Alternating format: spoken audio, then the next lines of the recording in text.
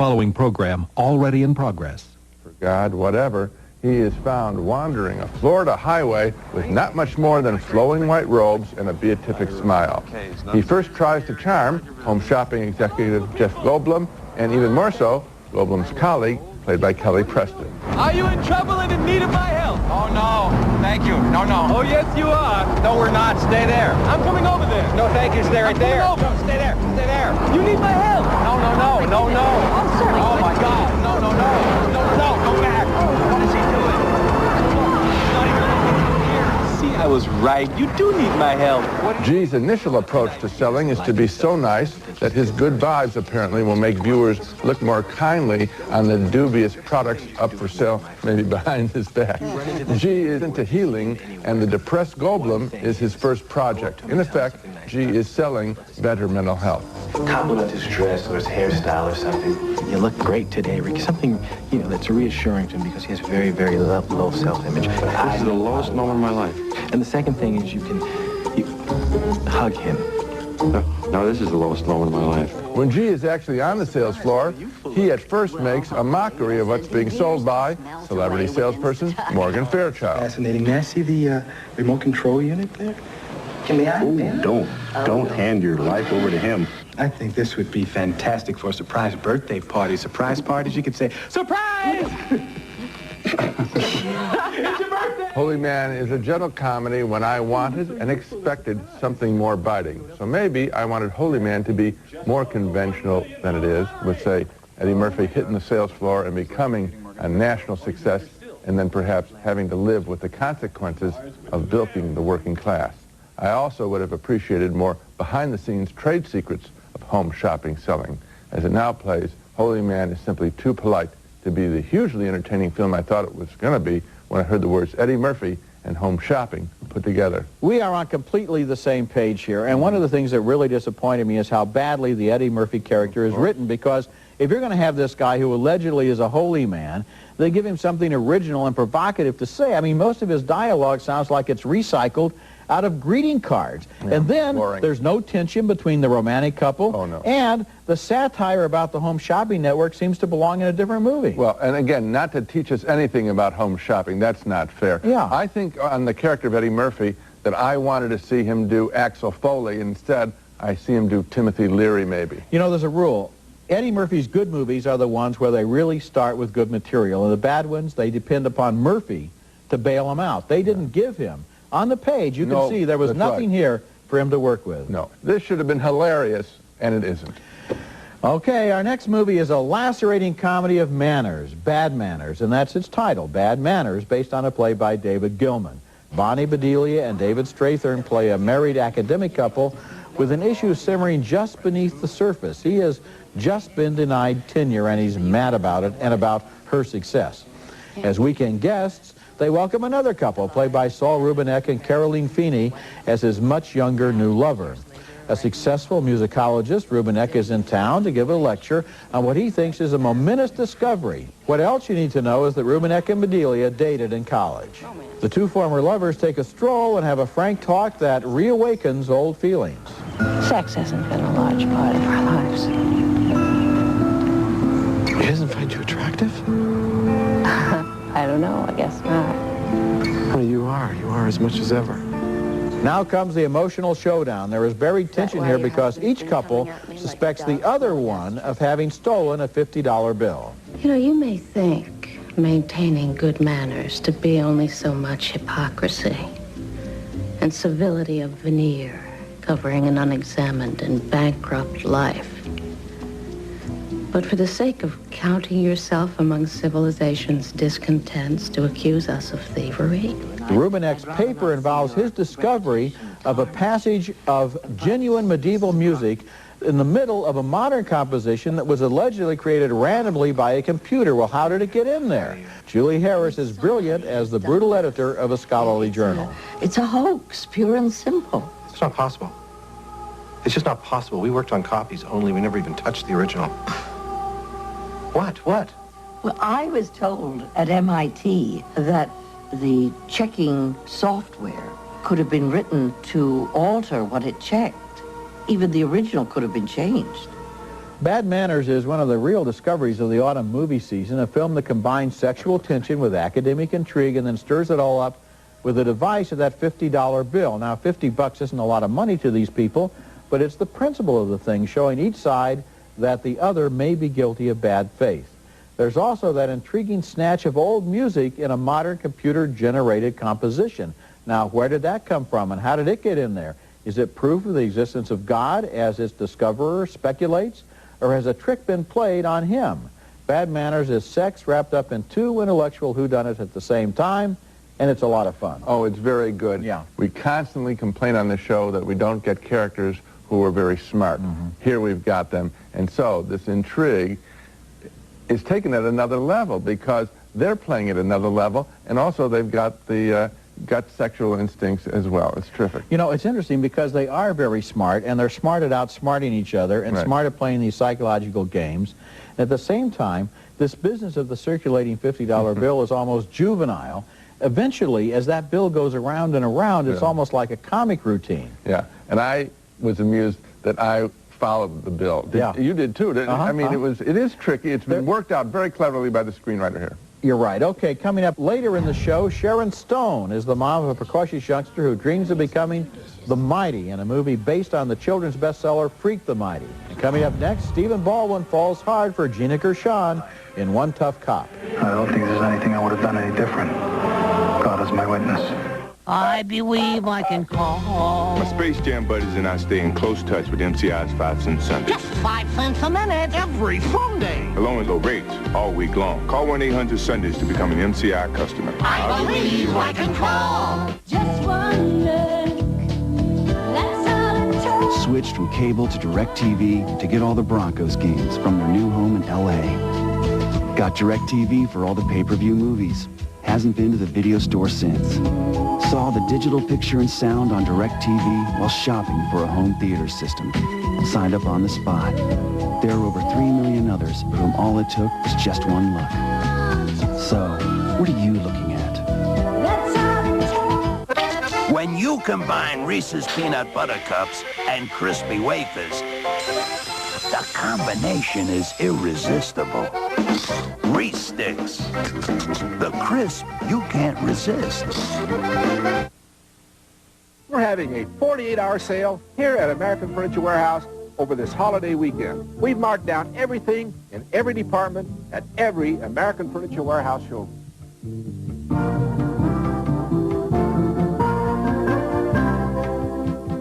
The 48-hour Columbus Day sale at American. The right pieces, the right prices. It's all here. American.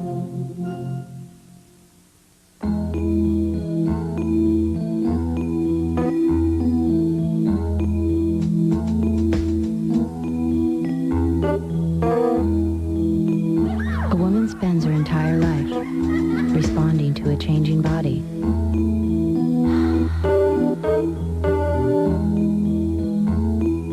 Dealing with her monthly cycle is just another chance to practice. In-Sync Mini-Forms, a whole new choice in feminine protection.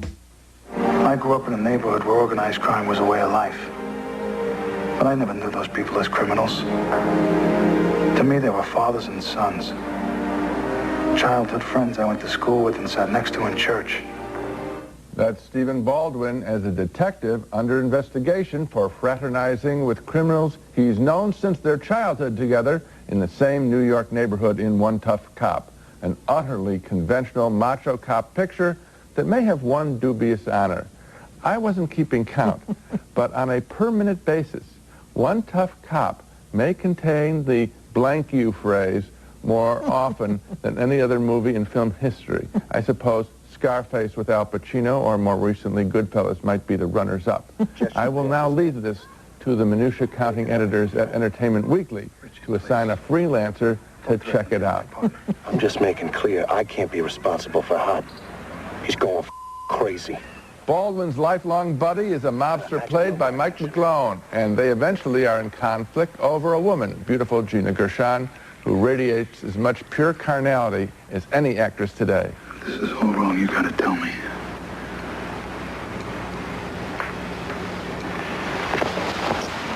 Almost everyone in Baldwin's life causes him problems. For example, his partner is played by Chris Penn. He's an alcoholic and has major gambling debts. Here's why. 4 9s. 4 of a kind.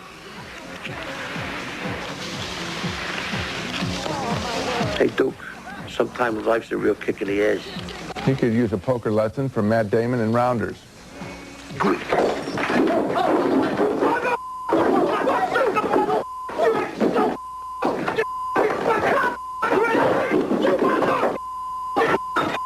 During this Who Can Act the Most Macho movie, Baldwin investigates the brutal rape and mutilation of a nun that is needlessly and repeatedly described in ghastly detail. Yeah. To track the killers, Baldwin makes contact with neighborhood sources.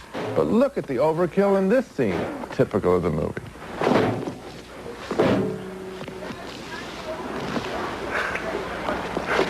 The blank yous in the dialogue weren't the only cliches in One Tough Cop.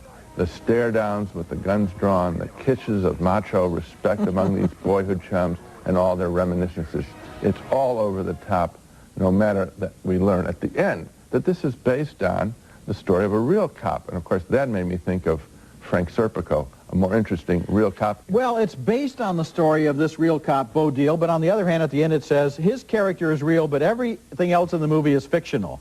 So they took a real guy and they plugged him into as many cliches as they could think of. I mean, the movie even starts with the obligatory hostage crisis, and then where do the cops always go after a hostage crisis? 100% correlation. They go to a bar. I mean, this movie is right on track. And another thing, there's a scene where the feds show him 8x10 glossy photographs taken the night before of him embracing his childhood buddy, the mafioso guy. Okay, so he looks at these photos, and what does he do? He later meets a mob collector and hands him $5,000 while they're both seated in the plate glass window of a coffee shop to, you know, provide the best possible photo opportunity for the feds that he knows. That's so also, dumb. And then the hugging scene, you know, to get a better, you know, hug a mobster today. I guess that was the message. Hopefully on the street with good daylight so that the f-stop setting won't be a problem. Awful. When we come back, two kids with a lot to prove are able to prove it to each other in The Mighty, which stars Kieran Culkin and Sharon Stone. Kevin would trade it all for a chance to be normal. Max Kane has given him that chance. ABC Tuesday. Only one person can give you the thrill of winning $1 million. The rush behind the scenes of Monday Night Football. And the power of blowing up a famous landmark. It's Joan London in an all-new Behind Closed Doors ABC Tuesday. This is a 7 News Doppler Max update. Good afternoon, I'm meteorologist Pam Dale. A little cooler and windier today, but still plenty of sunshine. More of that is in your 7-day forecast coming up today at 5 o'clock. Well, it's a big deal we're talking about here. Yeah, big deal. Big deal. Well, I only make big deals. Big deals, honey. I'm a big man.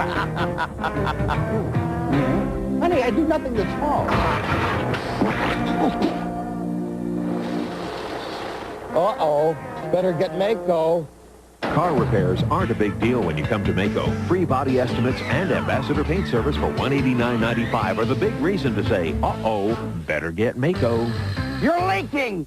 Your life is non-stop. That's why you need BAN, the advanced protection of BAN Clear Roll-On, with a unique formula that goes on drier and leaves no messy white stuff. BAN Clear Roll-On, made to work non-stop just like you. BAN, clearly advanced protection all day long. Arthritis, backache, sore muscles? Give pain the 1-2 punch with Icy Hot. It goes on icy to dull the pain, then gets hot to relax it away. Right back, give your pain the 1-2 punch and knock out pain with Icy Hot. Lives in this world of books and words and ideas. Things I don't even understand. In that scene from The Mighty, Sharon Stone plays the mother of a boy named Kevin whose progressive disease has twisted his body and could eventually claim his life. He's picked on at school because of his condition, and another kid named Max is picked on because he's too big, and maybe they could make a team. Kieran Culkin explains his thinking to Eldon Henson. Think of it as a partnership. You need a brain, and I need legs. The friendship between the two boys is deep and real and inspired by their reading of the legend of King Arthur and the Knights of the Round Table. Apart, they're not much, but together, they're Sir Lancelot. I said... Get your filthy hands off of her.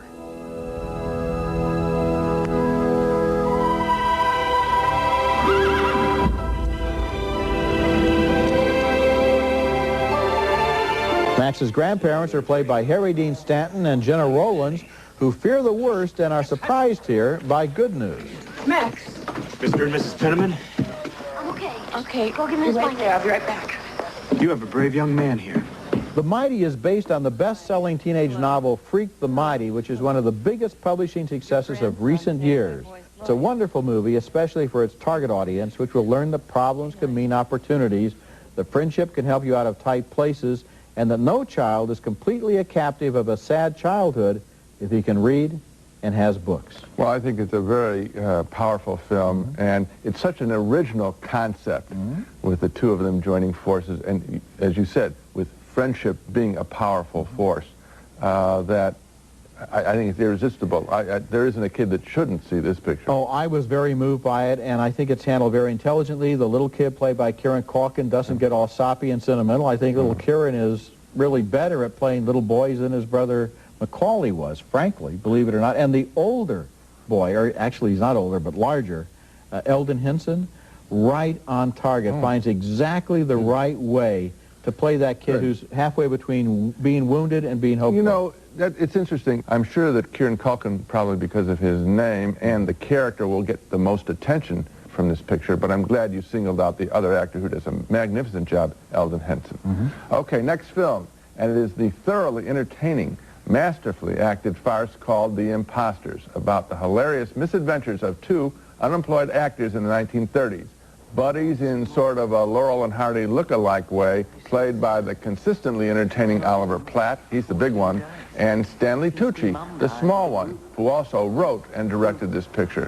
What a big talent. Tucci's previous film as a writer-director was the superb restaurant story Big Night. Here, in a sequence I really liked because it shows the actors' craft in detail, the boys do acting exercises for each other. Fortunate. No hands. Make it simple. Keep it clean. Give it to me again. Fortunate. Hands. No hands. Okay, I'll do that one. Fortunate. Ah, there you go, there you go, there you go. Their rival is a pompous actor played by Alfred Molina, for whom they have nothing but contempt. It is time for us to say no, boozy boy. Bye-bye, Bertram, bad boy. Happy boy. Boozy boy. Greasy boy. Staggy boozy boy. Poke you, I poke you, I poke you. Fleeing the police, they wind up on an ocean cruise, which allows them, as they pretend to be stewards, to interact with a whole boatload full of loonies. Lily Taylor plays a sympathetic steward. We're of the theater. We're seeking no representation. Okay. Why are you stowaways? We're not. We hid in a crate last night. Escaping from the police. There's something that we did to that man back there that was an accident. He's famous. And then there's an embarrassing encounter with a tennis pro, played by Billy Connolly, who is giving his own performance as he broadly hints at his sexual orientation. Where are your strapping colleagues with my bags? No trouble. Gives us more time to get acquainted. Marvelous. And the key to The Impostors is that almost every character in this film is an imposter, constantly acting, masking what they feel they have to hide, pretending to be that which they are not. The result is a farce with a brain, a screenplay with a point. And I truly admire this movie and want to note again the considerable talent of its creator, Stanley Tucci, a triple threat, writer, director, and actor. Well, I admire his talent, and I love Big Night, but I can't give thumbs up to this movie, I'm afraid. And I'll tell you, one of the problems I had is that I think he kind of gives in to the temptation to linger too much over the texture of the acting. And he just lets the camera sit there while the actors enjoy doing things that should have been tightened up and focused for the purposes of screwball comedy. And the other problem is, I want to explain why. Because it's about actors, and so it would be all about the texture. Is absolutely right on note, because that's what it's all about. No, that's not what I'm talking about. I'm talking about the actors themselves indulging their own behavior rather than the characters being actors. And the other problem is too many characters. Roger, this cast consists of most of our favorite actors. It's remarkable. Yeah, Up and down too the many line. of our favorite actors. Oh, too much of a good thing? I don't know if that's possible. When we come back, a legendary film classic is finally available in a nice version on video.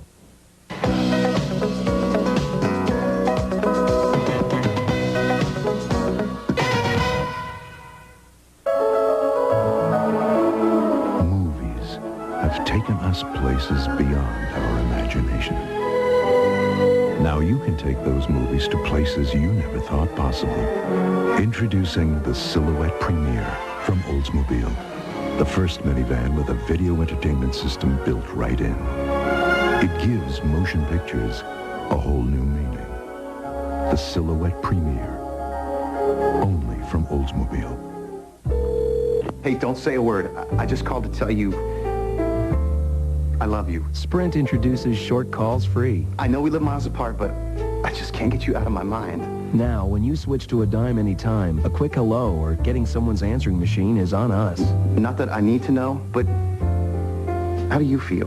Tingly all over. That goes for wrong numbers as well. Get calls under 30 seconds free when you sign up for Sprint Sense anytime. Call 1-800-PIN-DROP and put time on your side. Siskel and Ebert's Video Pick of the Week is brought to you by Nestle Raisinets. At the movies or at home, Raisinets. For years, I've been asked why Woman in the Dunes by the Japanese director Hiroshi Teshigahara was so hard to find on video. This is a movie that has never been forgotten by anyone who ever saw it, and finally, it's available in an authorized, restored version that does justice to its breathtaking photography and haunting vision. As the movie opens, an insect collector wanders in a desert area, misses the last bus to town, and is offered shelter for the night in a community of people who live at the bottom of deep holes in the sand. In the morning, he is horrified to learn that he has become a permanent guest. The woman in the dunes lost her husband, and so the villagers have found her a new one. His feelings about her swing wildly between hatred and resentment and sexual need. I've seen Woman in the Dunes many times, and I've taught it a shot at a time in film class, and it's the subject of one of my great movies articles on the web. It's safe to say this is one of my favorite films, haunting, mysterious, a parable about freedom that leaves you thinking for a long time about what it all finally means. Woman in the Dunes is my video pick of the week. And it's one of my favorites. It was the first art film that I recall seeing as freshman year in college that told me that the cinema could be something more than just these standard stories. Every frame is beautiful. The look of sand on skin. It's a great film. Good recommendation. We'll be right back.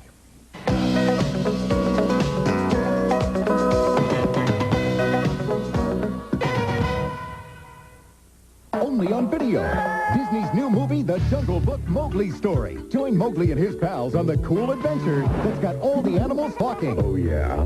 The Jungle Book Mowgli's Story, now on video. Rated G. Bring home a jungle full of laughs. We asked elementary school teachers to try Motrin IB instead of Advil. This is the place for headaches. I got a real whopper of a headache right now. We thought this would be the perfect place to try Motrin IB. I get aches and pains all day long. Nothing, not even Advil, has been proven to work better than Motrin IB. Okay. Doctors have prescribed the medicine in Motrin IB more than any other pain reliever. My headache is gone. Feel better. Beautiful. Now it's Motrin IB, spoken here. I could teach another 20 years this maybe not. I believe I can call. My Space Jam buddies and I stay in close touch with MCI's 5-cent Sundays. Just 5 cents a minute every Sunday. Along with low rates all week long. Call 1-800-Sundays to become an MCI customer. I believe I can call. Channel 7 and Woodley's are joining together to take 5 against hunger. City Harvest Food Bank is running dangerously low on supplies, and Woodley's Fine Furniture will match any donation you bring to our stores. Please help Channel 7 and Woodley's help others in need. This year, Rocky's Auto shattered all the records. Month after month, Rocky's sold more cars than any other single-location dealer. Rocky's beat the independents. Rocky's beat the big franchise dealers. And now Rocky's is ready to break the record again. Rocktober! 550 cars must be sold by the end of October. No excuses, no gimmicks. Unheard of deals on every vehicle in stock. Rocktober! It's not about profit, it's about automotive history. They're teenage girls who need their mothers now more than ever. She's crying out right now for some help. Can Montel restore the bond that anger broke? Get to know the Montel I know. On the next Montel. Watch Montel, 3 p.m. weekdays on Channel 7. Now let's take another look at the movies we reviewed on this week's show. 2 thumbs down, way down on Holy Man, starring Eddie Murphy. 2 thumbs up for the intellectual satire Bad Manners. But 2 thumbs down on the cliched and profanity-ridden One Tough Cop. 2 thumbs up for The Mighty, starring Kieran Culkin, Eldon Henson, and Sharon Stone. And finally, a split vote on The Impostors. I found Stanley Tucci's farce thoroughly entertaining. Roger, however, much to my surprise, found it overstuffed. I'm glad I can still surprise you. Remember, you can hear our reviews on the web at Siskel-Ebert.com, and our website also lists the TV stations that carry our show. Next week, we'll be back with reviews of more new movies, including Beloved, starring Oprah Winfrey and Danny Glover in the screen version of Toni Morrison's Pulitzer Prize-winning novel, and also Practical Magic, starring Nicole Kidman and Sandra Bullock as bewitching sisters in search of true love. That's next week, and until then, the balcony is closed.